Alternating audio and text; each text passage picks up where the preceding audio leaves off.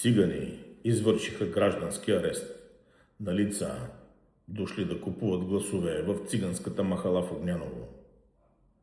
Видях страшно много българи там, репортери, сподвижници, депутати от партия Величие и други политически сили. Не ви видях, когато събориха къщите в захарна фабрика на циганите там.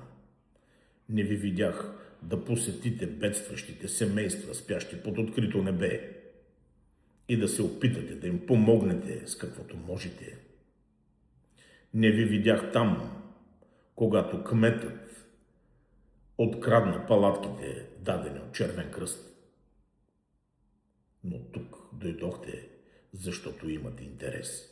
Впрочем, видях Красимира Катинчарова, острието на партия Величие, заедно с един млад журналист с обърнати устни, които правиха репортаж, следяха процеса по събарянето на къщите в Стара Загора и не спираха да се усмихват. Не можеха да скрият доброто си настроение. Сега се изсипахте всички там, защото имате интерес. Никой не го е грижа за циганите.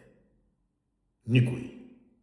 Едните искат да ни купят, а другите искат да ни използват. Видях в социалните мрежи, че партия Величие е издигнала кандидат за общински съветник циганин. Едно ще ти кажа. Избирателите на тази партия не те искат в един и същи басейн с тях. Избирателите на тази партия не те искат в едно и също заведение и ресторант с тях.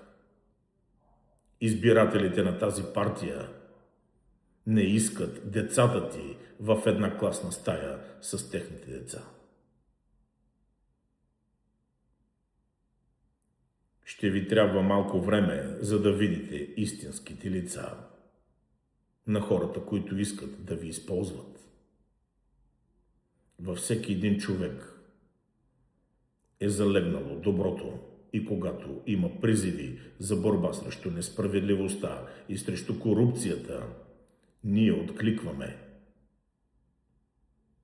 Не чуваме дума за борба за правата на ромската общност, които от 35 години във всеки един доклад пише от независими източници наблюдатели, че ромите в България са мачкани, онеправдани